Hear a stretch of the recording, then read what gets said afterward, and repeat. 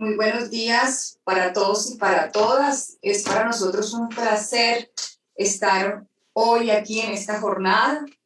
El trabajo que le traemos a continuación es un resultado de un proyecto de investigación que realizamos en la Facultad de Psicología. Está orientado a la agresión sexual juvenil. La agresión sexual juvenil es una problemática con serias implicaciones psicológicas, sociales y judiciales. Cuando nosotros hablamos del concepto de agresión sexual, podríamos pensar, bueno, ¿por qué hablamos de agresión y no de ofensa sexual? ¿O por qué no hablamos de violencia sexual? Etimológicamente, pues la palabra agresión y violencia tiene unas diferencias para algunos autores, otros la utilizan de forma indistinta. Sin embargo, nosotros utilizamos el concepto de agresión porque nos queremos aproximar al fenómeno desde una perspectiva, vale la redundancia, fenomenológica, con el fin de dar respuesta a cuáles son las características, cuál es la etiología, cuáles son las implicaciones que tiene la agresión sexual juvenil en la salud mental, no solo de las víctimas, sino también de los victimarios, los tipos y las clasificaciones. Cuando nosotros hablamos de violencia sexual, esto es un tema complejo, es un tema que causa en ocasiones mucha aversión y rechazo. Y generalmente lo vemos desde la perspectiva de la víctima, que está bien. Pero si nosotros queremos preguntarnos acerca de las causas que están detrás de esta problemática, definitivamente tenemos que ver también la perspectiva desde el agresor o desde el ofensor, como se utiliza con adolescentes. Entonces, en principio, la violencia sexual es una problemática atemporal. Vemos que se presenta o se ha presentado en la antigüedad, por ejemplo, en libros sagrados como la Biblia. Encontramos en varias partes de la Biblia situaciones en donde se produce una violencia sexual contra una mujer, incluso contra hombres, que se expresa de diversas formas, de maneras indistintas. Las víctimas pueden ser niños, pueden ser adultos o puede darse entre menores de edad. En diferentes culturas, el tema de la violencia sexual es un tema pues que ha llegado a niveles tan altos que se considera una pandemia, ¿cierto? Se presenta en diferentes sociedades y culturas, es decir, es un problema a nivel mundial.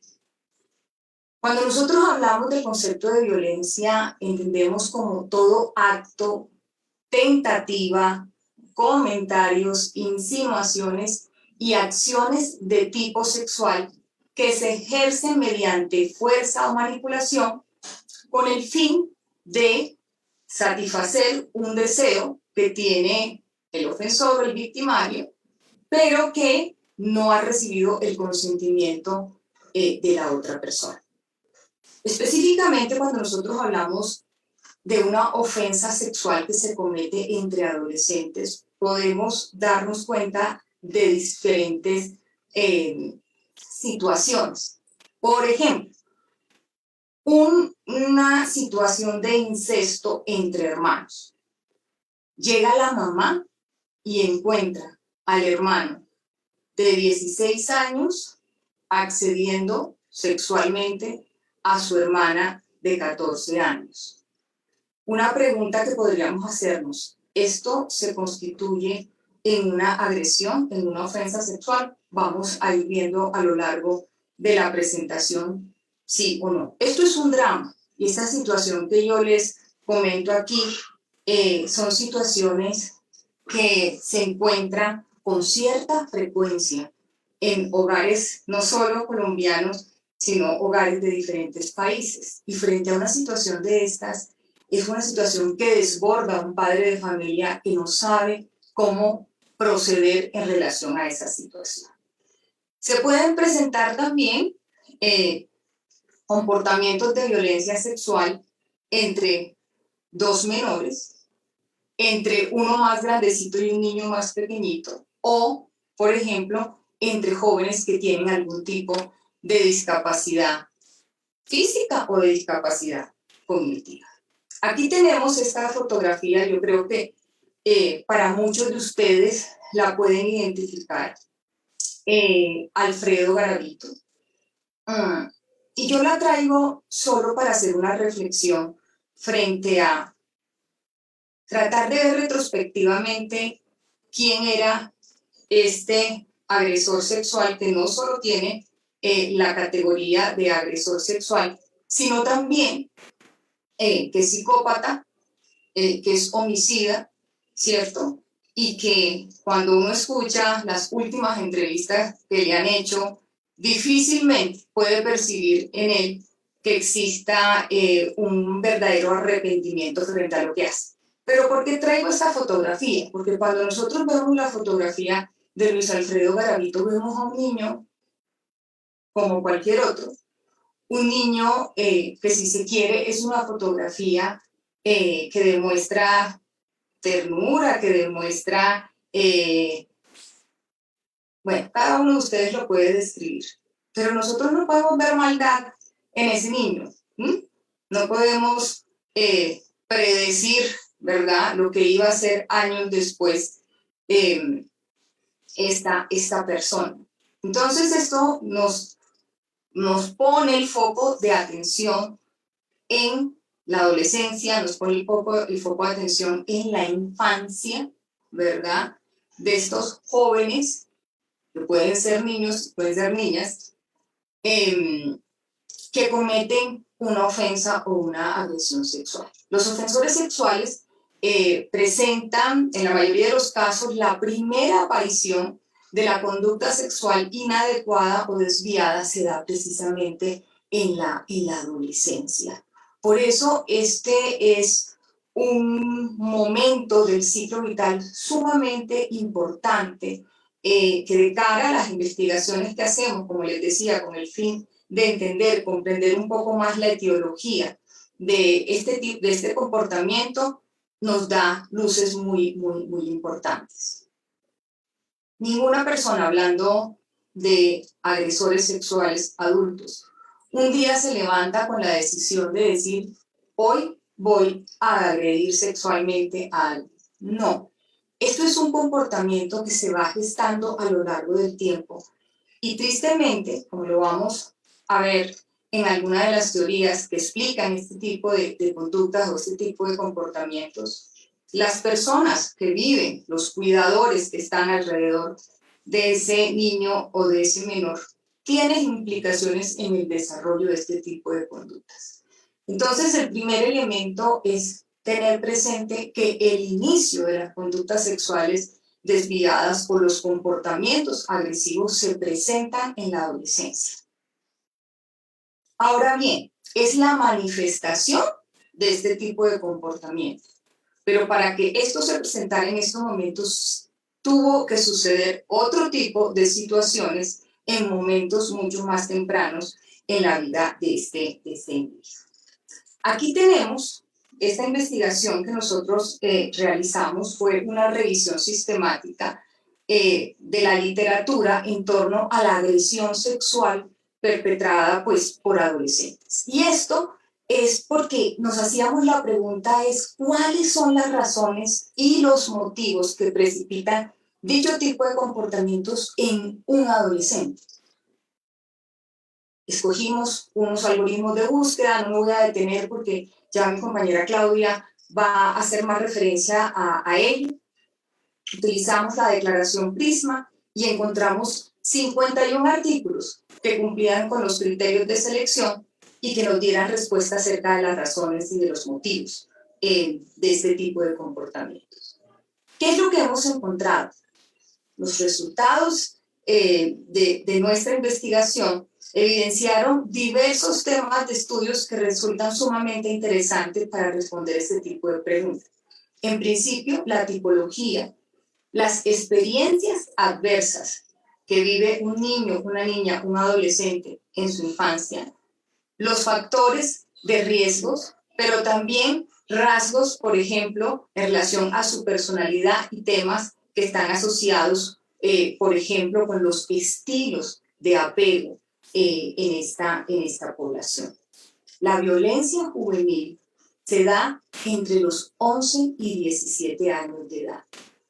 Se han encontrado en estudios longitudinales, por ejemplo, que se han hecho en Estados Unidos, que con el transcurrir del tiempo han aumentado el reporte de los casos de agresiones sexuales que cometen adolescentes. Lo que sí, pues, evidenciamos nosotros los factores de riesgo para que una vez aparezca la conducta de agresión o de ofensa sexual, esta pueda volver a aparecer. En primer lugar, las desviaciones sexuales. En segundo lugar, el déficit en relaciones interpersonales en los adolescentes. Y en tercer lugar, las conductas de aislamiento. Esto nos tiene que prender las alarmas frente a la situación que nosotros estamos viviendo en nuestros días. ¿Qué es lo que ha hecho el uso de las pantallas, el uso de los dispositivos en los adolescentes? Que cada vez más nuestros adolescentes permanecen aislados.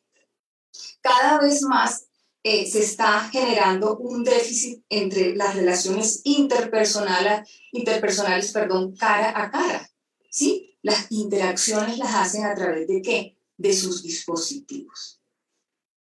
Y el otro elemento muy importante es ese factor de desviación sexual. Y la pregunta es, ¿cuáles son las variables asociadas a que se presente una desviación sexual o una conducta sexual atípica en un adolescente? Ya vamos a ir viendo poco a poco esto.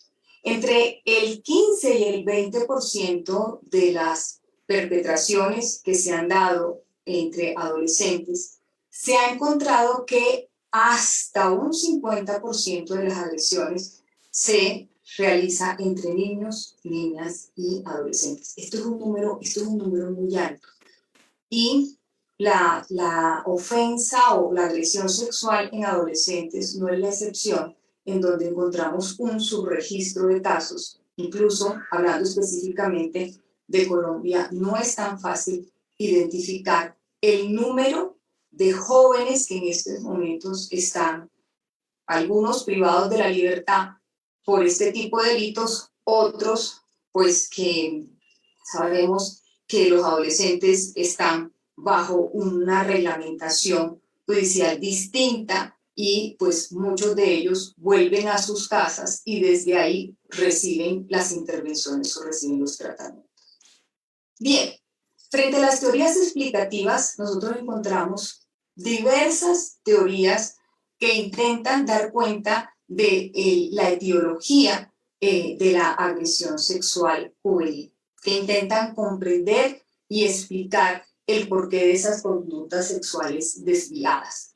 Y este tipo de teorías pues abarcan factores tanto biológicos, psicológicos y contextuales. Sin embargo, un elemento muy importante es que estas teorías resultan inespecíficas para realizar la predicción del riesgo de reincidencia en estos casos. Es por ello que son las teorías multifactoriales las que mejor proveen un marco para la comprensión de la agresión sexual en adolescentes. Esto teniendo en cuenta la perspectiva multicausal, ¿verdad?, de los factores tanto individuales y ambientales de las conductas sexuales desviadas. Entonces, la invitación es a reflexionar que el tema de la agresión sexual en adultos y en adolescentes, que es el tema central de esta intervención, hay elementos ambientales que hacen que este tipo de conducta no solo aparezcan, sino que se perpetúen en el tiempo, y esto es un elemento al cual debemos prestarle especial atención. Tenemos una teoría que es la del profesor Michael Seto, en el 2017 y es el modelo de motivación, facilitación de la agresión sexual.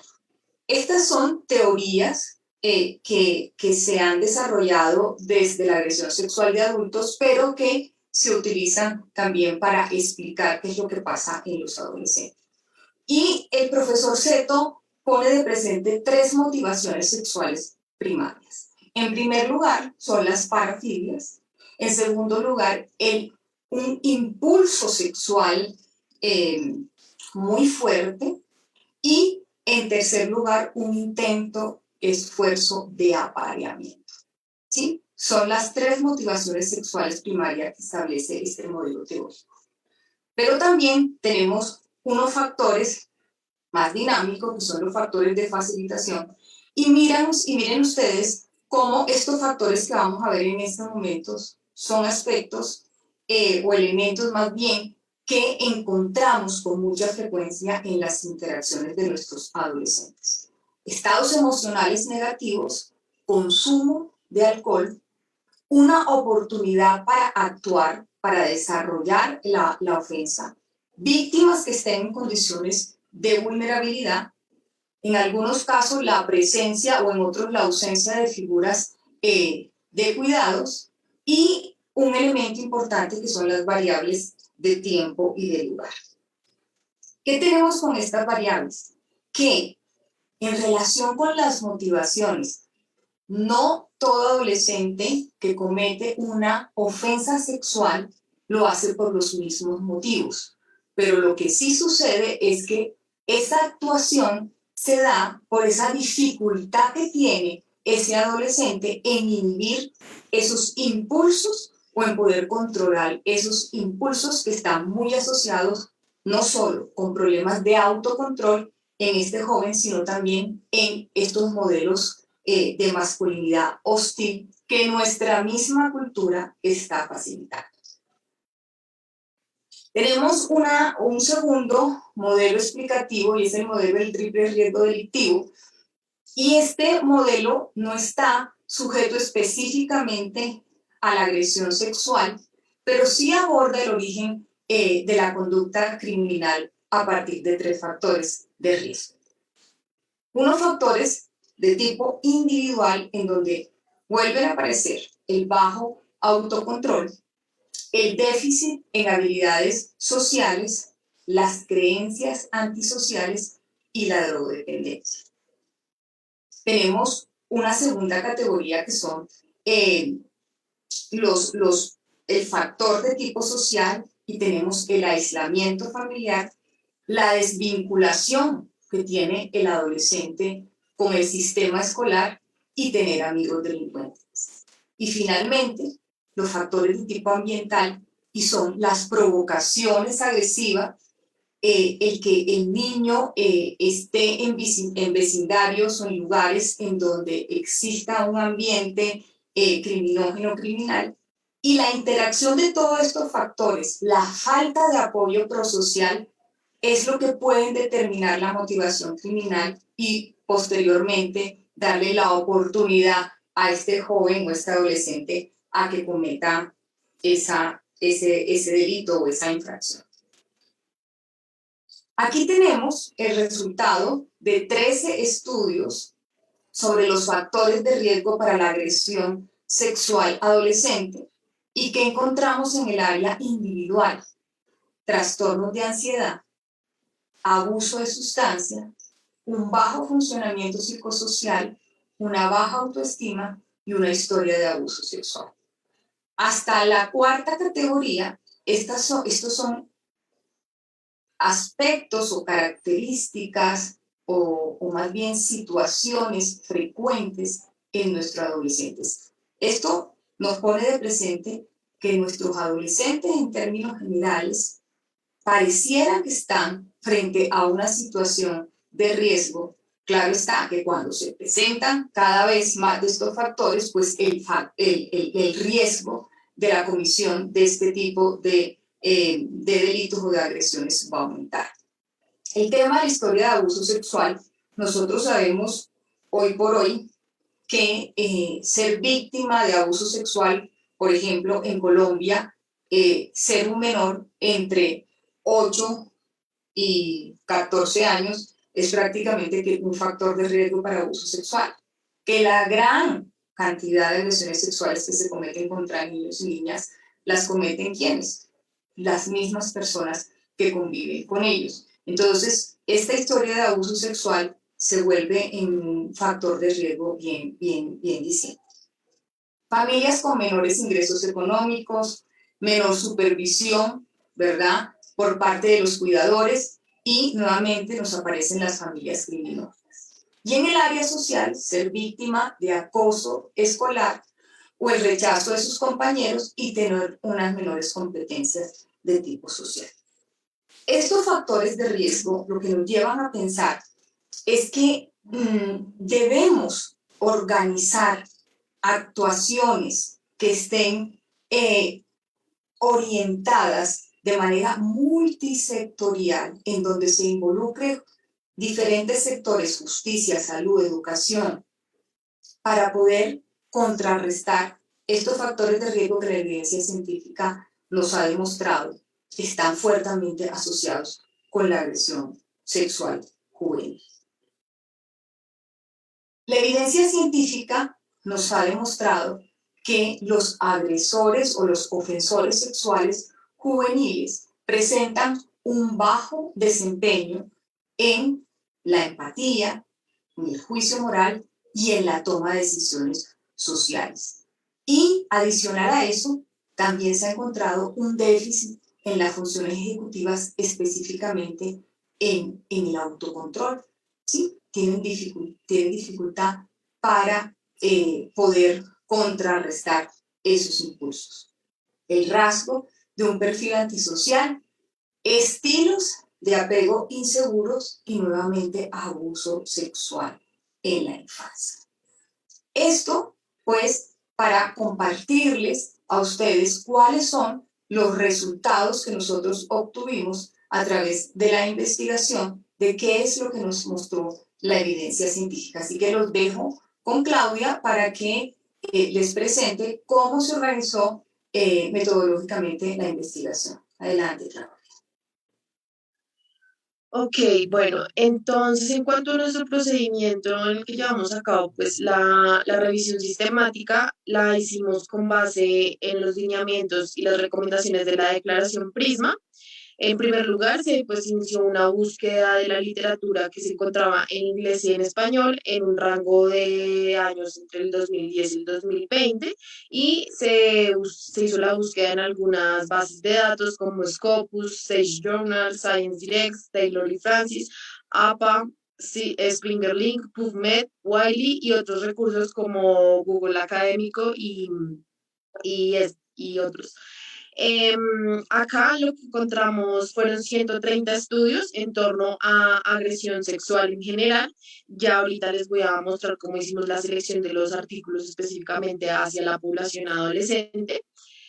Luego también, pues la búsqueda la hicimos con palabras clave como adolescente sex offender, juvenile sex offender, adolescente agresor sexual, sexual offending, violence, attachment, adolescent, juveniles y otras variaciones de las mismas que tuvieran que ver con psicología, neurociencias y criminología.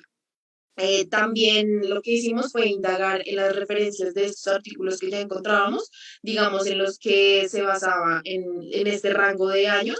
Lo que hacíamos era revisar algunas referencias que usaban y de aquí también podíamos sacar algunos artículos que nos podían servir para nuestro estudio.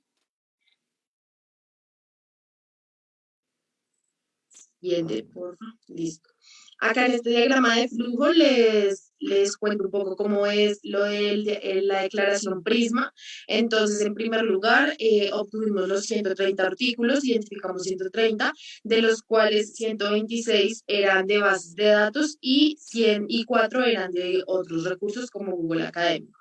Ya después de esto, estos 130 los dividimos los descartamos, los artículos que eran resultados de población adulta, los que trataban de agresión sexual, pero en adultos, Y también excluimos los que hablaban sobre reincidencia, tratamiento o intervención en adolescentes agresores sexuales, ya que pues nosotros nos queríamos centrar más es en el origen y en la caracterización o en distintas temáticas sobre los adolescentes agresores sexuales, pero no tanto sobre su reincidencia y su tratamiento. Ya luego de esto logramos incluir 51 artículos que eran netamente teóricos y prácticos acerca de esta población. Bueno, los análisis que empezamos a hacer con base en estos 51 artículos, en primer lugar encontramos que en su mayoría, el 75% de los artículos, la población que trataban era entre los 10 y los 17 años y estaban recluidos en un centro para menores. Y también los dividimos por países. Acá los más importantes es Estados Unidos con un 37% de los artículos, Canadá con un 13%, Reino Unido con un 12% y los Países Bajos con 10%. Encontramos que en Latinoamérica casi no hay presencia de estos artículos y que es más que todo en artículos en inglés. En español se encuentra también muy poca literatura, pero pues logramos encontrar algunos. Ya, bueno, como mencionaba un poco Alexa, también encontramos distintas temáticas para los artículos sobre los ofensores sexuales juveniles. Encontramos que de estos 51 artículos, el 23,5% trataban sobre la tipología de los agresores sexuales adolescentes. Aquí pues los centramos, encontramos que recopilando estos 12 artículos que hablaban de esto, hablaban sobre el tipo de víctima que elegía el agresor sexual adolescente. Entonces, habían tres tipos de víctimas. Los agresores que elegían a menores, a pares o adultos y agresores mixtos. De 7 artículos eran de experiencias adversas en la infancia, como historia de abuso o maltrato infantil, historial delictivo dentro del hogar y que podían propiciar el desarrollo de estas conductas en el futuro. También encontramos 7 artículos en los que hablaban sobre factores de riesgo para los adolescentes agresores sexuales, como algunos que ya mencionó Alexa, como también el cuidado negligente o el consumo de sustancias psicoactivas dentro del hogar, que podían también pues, facilitar el desarrollo de este tipo de conductas en el futuro. De luego, el 11,7% eran sobre rasgos de personalidad, rasgos antisociales y psicopáticos en su mayoría. En cuanto al apego, encontramos 4 artículos, los cuales, como mencionaba Alexa, todos coincidían en que era un estilo de apego inseguro para los adolescentes que desarrollaban este tipo de conductas. Ya luego, en la caracterización de la población, también encontramos 4 artículos que caracterizaban pues, a este tipo de población dependiendo de sus problemas de desarrollo sexual, la poca empatía que tenían, la baja autoestima y en muchos casos la disfuncionalidad familiar. Ya en cuanto a las funciones ejecutivas, encontramos 3 artículos que hablaban de estas funciones y encontramos que algunos estudios en este tema diferían en que las funciones ejecutivas sí se veían alteradas y otros artículos que decían que no se veían alteradas. Estos eran más que todo artículos empíricos en los que pues hacían aplicación de ciertas pruebas y también, pues, como mencionaba Alexa, el autocontrol era una de las funciones ejecutivas que más se veía deficiente en este tipo pues, de adolescentes. Ya en cuanto a los metaanálisis, encontramos 3 metaanálisis, que pues era recopilación de otros artículos, de revisión de muchos otros estudios que se hicieron. Luego están los modelos que explicaban el origen de la agresión sexual juvenil, como los que ya mencionó Alex anteriormente. También estaba un artículo sobre empatía en el que encontraban diferencias entre los delincuentes y los no delincuentes, pero no se encontró diferencias entre los delincuentes sexuales y los delincuentes no sexuales. Los dos coincidían en que tenían poca empatía. Y ya por último, la etiología del comportamiento desviado en adolescentes también fue un solo artículo el que encontramos. Bueno, acá según pues las temáticas que ya revisamos, podemos encontrar que al hacer la revisión de, pues, de nuestro proyecto y de nuestro trabajo, encontramos que hay pocas investigaciones en torno a los agresores sexuales adolescentes y es una problemática que tiene implicaciones psicológicas, sociales y judiciales, ya que es desde, pues, desde la adolescencia que una persona sea agresor sexual, pues puede transgredir más a fondo, trascender más a fondo en un futuro cuando ya sea un adulto. Y bueno, ya para terminar, nosotros consideramos que es importante tratar a los adolescentes sexuales desde el momento en que empiezan a desarrollar este tipo de conductas y para conocer por qué se desarrollan este tipo de conductas. Entonces, lo que Alexa decía, sus motivaciones, por qué las razones, cuáles son los motivos por los que estos adolescentes cometen estos actos y aquí empezar a entender el origen de esa agresión sexual. Entonces empezar a entender si fue por disfuncionalidad familiar, si ha sido por cómo lo trataban en la escuela, bueno, todas estas problemáticas que a futuro pueden desencadenar este tipo de agresión. Con esto queremos que se puedan desarrollar programas de tratamiento y seguimiento que sean efectivos para este tipo de población, para quienes ya son agresores, y también del mismo modo hacer políticas públicas que puedan prevenir a que los adolescentes cometan este tipo de delitos, porque sería más importante que se prevenga esto para que en un futuro no trascienda tanto y no sea tanto el tratamiento que se tenga que llevar cuando ya cometieron el delito.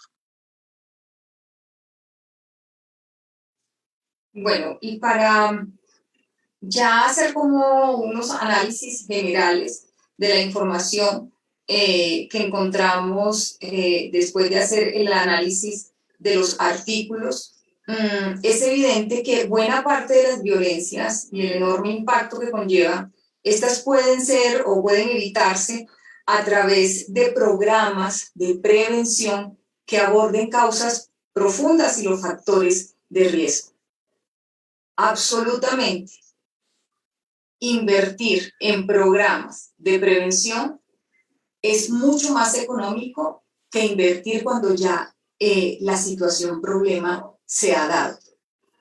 Esto yo creo que de cara a nosotros como psicólogos es un llamado muy importante a poder desarrollar este tipo de programas. La segunda recomendación es la actuación y la coordinación multisectorial que mencionaba al inicio. Definitivamente, si no se unen, si no se articula la academia, el gobierno y la sociedad, no vamos a poder hacer o generar un alto impacto en la prevención de este tipo de violencias. Otro elemento importante es la aplicación y la vigilancia del cumplimiento de las leyes. Lamentablemente en Colombia, en las últimas décadas o en la última década, la única solución que provee el Estado desde el punto de vista legislativo es el aumento de las penas. Y entonces pareciera que la solución es aislarlos, pues esta es una solución temporal y sobre todo en el caso de los adolescentes que ellos en algún momento van a volver a reinsertarse en la sociedad y la gran pregunta es, ese tiempo que duran aislados o que duran en ese tratamiento, ¿verdaderamente se están desarrollando los programas adecuados para que este adolescente pueda hacer su reincorporación a la sociedad de la mejor manera posible? Pues esto habrá también que analizarlo. La promoción de entornos seguros que impidan la propagación de la violencia. A mí me preocupa muchísimo cómo nosotros estamos normalizando como sociedad muchos comportamientos sexuales violentos. Hoy por hoy para nadie es un misterio el acceso que tienen nuestros adolescentes a través de sus dispositivos a pornografía, por ejemplo, el consumo de la pornografía.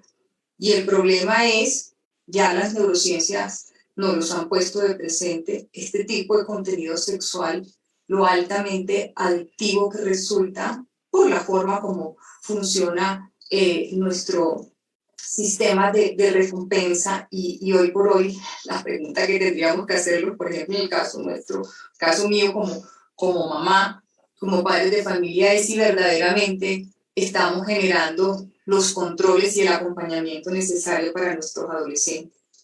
El apoyo a los padres y a los cuidadores. Los papás no saben qué hacer. Me incluyo en ocasiones cuando un papá llega y te dice, con lo que empecé, me encontré a mi hijo accediendo sexualmente a su hermana. Pues los papás entran en pánico. Pero esto hace parte del repertorio de conducta, ¿sí? Atípico, inadecuado de un adolescente, pero nosotros los psicólogos debemos estar ahí y desarrollar programas, como les digo, de atención y de intervención específicamente en este tipo de situaciones. Servicios de respuesta y apoyo, asesoramiento, terapias, programas. Miren, es complejo cuando nos buscan los papás después de que ha sucedido el incidente y uno dice, por favor, ¿a dónde puedo llevar a mi hijo? Un psicólogo que sea especialista en este tipo de problemáticas. No voy a decir que no existen porque sí existen, pero son muy pocos y creo que también hacia allá debemos orientar la atención y el desarrollo cada vez más de este tipo de servicios. Y finalmente yo pienso que es la educación y actitudes para la vida, mejorar el conocimiento de los niños, de las niñas y de los adolescentes de qué son los abusos sexuales y cómo pueden protegerse.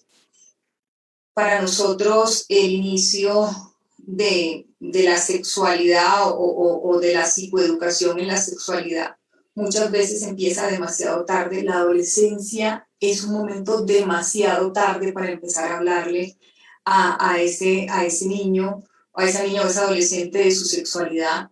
La sexualidad tenemos que dejar de tratarla como un tabú, sigue siendo un tabú. Nosotros como padres, como cuidadores, debemos poder tratar este tipo de temáticas con absoluta naturalidad, así como le decimos a nuestros niños, no sé, cómo se tienen que aprender a bañarse, cómo tienen que cuidarse y otro tipo de cosas, también explicarles desde muy pequeños cuáles son esas conductas que se pueden presentar de abuso sexual, pero sobre todo cómo se tienen que proteger. Ese sería lo que nosotros traemos para ustedes. Quedamos a su entera disposición frente a comentarios, preguntas. Aquí tenemos nuestras referencias y también los resultados de la investigación. Si alguno quiere consultarlo, con muchísimo gusto lo podemos compartir con ustedes.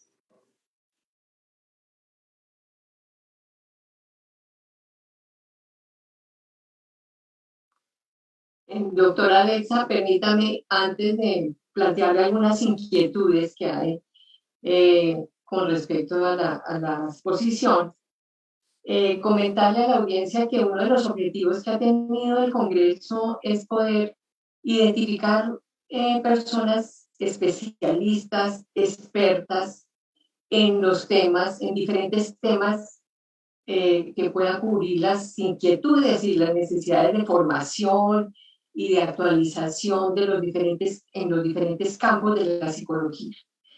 Y que, pues, quiero contarles un poquito acerca del perfil de la doctora Alexa, que es una experta, Alexa Rodríguez Padilla, que ella hizo su especialización en psicología jurídica, tiene una maestría en psicología forense y un doctorado en psicología con énfasis en neurociencias. Y la acompañó en esta conferencia la psicóloga Claudia Daniela Reynoso, que es egresada de la Facultad de Psicología de la Universidad del Bosque. Entonces, pues vemos y pudimos escuchar, evidentemente, todos los conocimientos que usted tiene para compartir con la audiencia y toda esa experticia y las investigaciones que usted ha adelantado en este tema. Y desde esta perspectiva, yo le quería comentar algo que de pronto estoy tratando de recoger algunas inquietudes manifiestas acá. ¿Desde qué teoría específicamente o cómo se explica en el que de pronto en muchas ocasiones un adolescente consulta porque considera que uno de los problemas que no ha podido superar en su vida eh, es justamente el haber sido abusado o agredido sexualmente en su infancia, ¿sí? Como problema principal de consulta, pero que al mismo tiempo, más adelante cuando se avanza en el proceso de evaluación, etcétera, aparece el que él está presentando como esa necesidad como de replicar esa conducta sexual inadecuada, ¿sí? Esa inconsistencia, ¿desde qué teoría se explica? ¿Qué es lo que pasa allí? Porque es que es primero la consulta y su queja porque sencillamente considera que ese es algo que le afecta su vida presente, ¿sí? Pero al mismo tiempo se encuentra esa necesidad como de hacer y replicar lo que está rechazando. ¿Mm? Sí, bueno, interesante esa pregunta, pero también a la vez compleja, porque ¿qué sucede? Cuando se dan los tocamientos o se da algún tipo de interacción sexual que cae en esta categoría de la agresión sexual, nosotros somos seres sexuados. El abuso sexual, por ejemplo, se da en un contexto en donde no siempre media la violencia, sino que lo que media es el engaño. Entonces el agresor, hablando en el contexto, por ejemplo, una agresión sexual de un adulto hacia un menor, o incluso entre adolescentes, en donde la diferencia tiene que ser que tengan más de 5 años para que se constituya en una agresión sexual. Si un ofensor empieza, o una persona cualquiera que ésta sea, empieza a tocar tus zonas erógenas, a decirte de que eso que él está haciendo es normal, que te quiere mucho y que por eso pues él quiere hacer esas manifestaciones o tener esas manifestaciones de afecto contigo, ¿qué es lo que sucede? Mi cerebro, hablando desde la perspectiva de la neurociencia, va a sentir una sensación agradable y va a asociar ese tipo de conductas con esa sensación agradable. Como bien mencionaba, muchos niños no saben lo que es una conducta de abuso. Y si esa conducta abusiva viene de una figura que el niño espera que lo va a proteger, pues siente de que eso es normal y natural. Yo he tenido la oportunidad de conocer casos muy tristes en donde llega ya la adolescente, ¿sí? o una adulta joven, y en donde dice, es que yo siento que estoy enamorada de, incluso en ocasiones el de es el papá, yo siento que lo amo. Entonces miren ustedes las distorsiones cognitivas tan fuertes que se presentan ahí. Un tema muy complejo para los clínicos. Yo, como me presentó la doctora Gloria, no soy clínica, soy forense. Pero este tipo de situaciones yo las explicaría desde la respuesta fisiológica que produce una caricia, pero también todo este tema que lo encontramos en la evidencia científica, que son vínculos afectivos inseguros, que eso hace que la víctima esté en una situación de vulnerabilidad y que sea más proclive a caer en estos engaños, ¿verdad?, de su ofensor.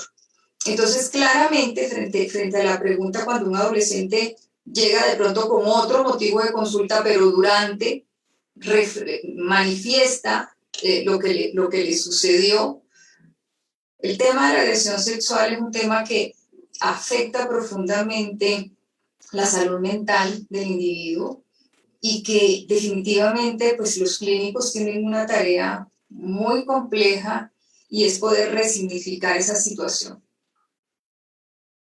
Algunas veces con resultados muy positivos, otras veces vemos que no tanto. Entonces yo creo que la recomendación es el poder generar esos ambientes protectores y la educación y aptitudes para la vida que permitan mejorar el conocimiento de los niños de qué es una agresión sexual. Y que eso sea un tema que se hable con absoluta naturalidad, porque yo pienso que somos nosotros los adultos quienes lo volvemos como si fuera algo atípico, o inadecuado poder hablar de ello. Ok, esa explicación que usted nos da en este momento responde a una pregunta que había acá. Desde la parte educativa, ¿cómo se puede implementar herramientas de prevención? Pienso que de alguna manera esa inquietud ya quedó como respondida. Voy a mirar de pronto aquí algunas otras preguntas que aparecen.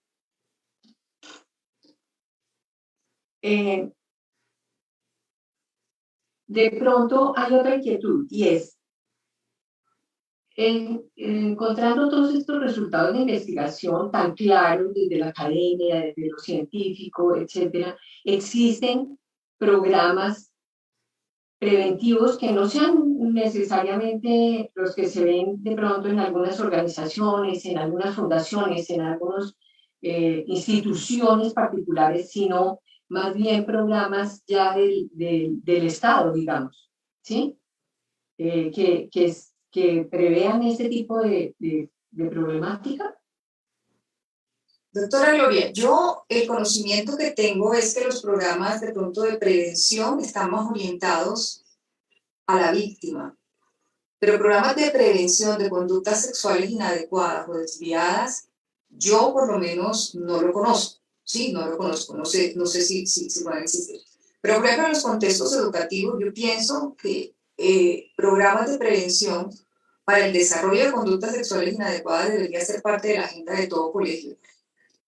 ¿Sí? Y que sean programas que estén adecuados a la misión y a la visión institucional, ¿sí? Porque ahí encontramos porque cada institución en su autonomía pues tiene algunos criterios, pero yo pienso de que estos son programas que tienen que estar no solo para los niños, sino también para los padres, para los cuidadores. Son programas que estamos en urgencia de poder desarrollar. Ok. Hay otra pregunta. ¿Desde qué teoría se establece la diferencia de 5 años para considerarse abuso sexual?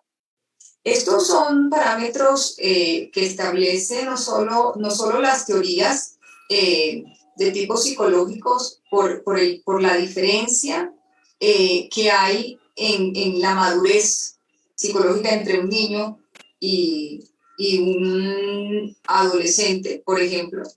Y es esa diferencia que hay en donde una persona con mayor autoridad, con mayor madurez, puede hacer o coaccionar a que un menor que no la tenga acceda a lo que él quiere realizar. Y por otro lado está todo el tema legislativo en donde los establecen. Por ejemplo, qué es lo que sucede cuando toda persona que realice un acto sexual con un menor de 14 años, pues esto se constituye en un delito. Es la línea que coloca el legislador, el límite que coloca el legislador. Pero para casos concretos, entre menores de edad, el tiempo son más de 5 años. Pero es por la diferencia en la madurez psicológica entre esas dos personas o esos dos individuos.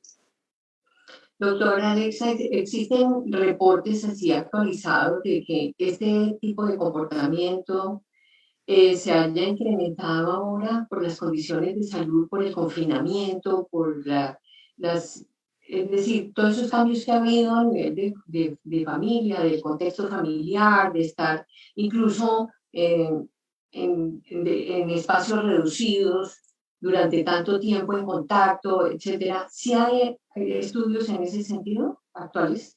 Sí, doctora Gloria, hay registros que lo que nos muestran es el aumento de las denuncias, ¿sí? No podemos decir que hayan aumentado pues, los delitos, solo que aumentan las denuncias. Y pues se asocia que claramente esta situación de confinamiento y de estar mucho más tiempo en el mismo lugar, pues son variables que se asocian a que este tipo de problemática se vea como más reflejada en las estadísticas, pero de las denuncias.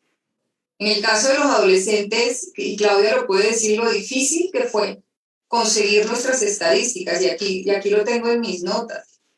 Cuando hicimos la investigación, lo que encontramos era el número de adolescentes que estaban en el sistema de responsabilidad penal entre el 2007 y el 2018, y estábamos hablando de 10.725 adolescentes. Eso es un número grande, eso es un número elevado. Y ya sabemos que estas cifras nos muestran un subregistro muy, muy importante. Entonces, esta información pues la proporciona el Instituto Colombiano de Bienestar Familiar, pero por lo menos nosotros sí vemos que con este tema de pandemia sí han aumentado las denuncias en materia de violencia sexual. Doctora, para cerrar de pronto esta conferencia tan interesante, ¿cuáles serían las recomendaciones que usted haría para los psicólogos interesados en trabajar en este tema? Bueno, doctora Gloria, yo pienso que la recomendación más importante es la psicoeducación de la sociedad. Muchas veces nosotros caemos en discursos populistas en donde pensamos que aumentar las penas es la solución. Yo creo que esas son medidas que llegan sumamente tarde. Pienso que tenemos que desarrollar programas que permitan identificar cada vez a edades más tempranas estas conductas sexuales inadecuadas para que se puedan intervenir. Esto que uno conoce a partir de una investigación que se realiza pues con todos los criterios, esto hay que bajarlo a la sociedad, para que la sociedad lo conozca, para que la persona de a pie sepa, para que la mamá que está criando a ese niño, que está educando a ese niño, entienda cómo en sus manos está poder mitigar esos factores de riesgo. Porque yo creo que cualquier mamá que se le cuente, mire, entienda que su hijo necesita poder desarrollar un apego seguro con usted o con el cuidador que sea, pero necesita realizarlo. A mí no se me olvida nunca una frase que me dio un profesor cuando yo estudié, me dijo: Alexa, no se te olvide que todo faltante emocional se erotiza. Y cuando nosotros vemos esta situación, que vuelvo y les digo, ya es demasiado tarde, cuando ya un niño infringe una norma, la viola, ¿sí? Y ya está vinculado a este tipo de sistemas como el responsabilidad penal para adolescentes, hablando de adolescentes infractores, ya es demasiado tarde. Y estas son intervenciones que tienen que hacerse no solo con ese joven que está allí, sino también con esa familia. Y si la familia no llega a la intervención, hay que buscar estrategias para que sea el especialista quien llegue a esa familia, pero también tenemos que psicoeducar a la sociedad, porque nosotros como sociedad no estamos preparados para recibir a estas personas que se aíslan en un momento, cometieron un error, lo que sea, por las razones que sean. Somos a veces nosotros quienes volvemos a revictimizar a esa persona que de una u otra manera, yo creo que su proyecto de vida no era ser un agresor sexual, por las distintas vicisitudes de su vida y bueno, y por las decisiones que tomar, porque no nos toca a nosotros como psicólogo hacer ese tipo de afirmaciones, eso lo juzga la ley y ellos están pagando su sanción, su condena. Pero lo más importante es que esta condena verdaderamente o esa sanción verdaderamente cumpla el propósito, y es resocializar a ese individuo, a ese adolescente, para que no vuelva a cometer eso que realizó. Esa es como sería mi recomendación, Claudia. No sé si tú quieras aportar algo más. Bueno, pues yo iba a decir que, digamos, hacia alguien psicólogo que quiere investigar sobre ese tema, como tener mucha paciencia y de pronto, no sé, buscar otros medios para investigar, por lo que decía, ya lo que decía Alexa, que en adolescentes buscar la literatura es un poco difícil porque hasta el momento no hay muchas investigaciones. Entonces, o sí sería bueno empezar a crear esas investigaciones. Entonces, lo importante sería buscar en distintos medios, buscar en distintos idiomas, porque la información de pronto está, pero uno no accede a ella tan fácil. Entonces, sí, como que tener esa, no sé, y esa alma investigativa, también, no sé, tener en cuenta como la empatía, tanto con el agresor como con la víctima. No sé, es muy importante uno conocer qué es lo que está sintiendo esa persona, digamos, en cuanto al agresor, o conocer qué es lo que está pasando por su vida y así entender por qué ha cometido pues el delito sexual. Muy importantes sus comentarios. Muchísimas gracias. Muchísimas gracias, doctora Alexa, y gracias a la psicóloga Claudia Daniela Reynoso, que la acompañó en esta conferencia. Yo creo que estaríamos aquí haciendo muchísimas preguntas alrededor del tema porque es realmente una problemática bien preocupante, digamos, porque siento que de alguna manera por otras conferencias que ha habido, en el taller de la doctora Gloria Pilar Cardona del sábado, también se habló de tantas violencias que hay, tantas agresiones y que esto se ha incrementado notablemente por muchas razones. Entonces pienso que hay que ver de qué manera muchos de los psicólogos se pueden preparar para poder asumir el afrontamiento de este tipo de problemáticas. Muchas gracias, doctoras, muy amables. De verdad, nuestros agradecimientos. Gracias por haber aceptado ser parte de los conferencistas de este tercer congreso y esperamos contar a futuro nuevamente con ustedes para que nos muestren resultados de las últimas investigaciones. Muchas gracias. Muchas gracias a ustedes por la invitación. Yo creo que por ahí también están los contactos. Si hay alguien quien desee conocer algo más, con muchísimo gusto estamos pues para apoyarnos. Muchas gracias, doctora Gloria, y al Congreso. Muchas gracias a todos. Sí, yo quería reiterar los agradecimientos que el director del Congreso, el doctor David Bonilla, hace de manera reiterada al inicio, a la finalización de las conferencias, pero quisiera hoy especialmente hacer un reconocimiento al equipo y a los equipos con los que cuenta Conexiones Consultorías y que encabeza el doctor Bonilla. Tienen ese desempeño magnífico para que esto se pueda llevar a cabo como es. Con todos los inconvenientes que se puedan presentar, ellos lo resuelven, etcétera. Ha sido realmente maravilloso el desarrollo del Congreso, y los anteriores. Así que muchísimas gracias en nombre de la audiencia, en nombre de todos los conferencistas, en el mío propio, de la universidad, etc. Muchas gracias. Bueno, los invitamos a la jornada de la tarde. Entonces, por favor, permanecer conectados y nos vemos en una hora.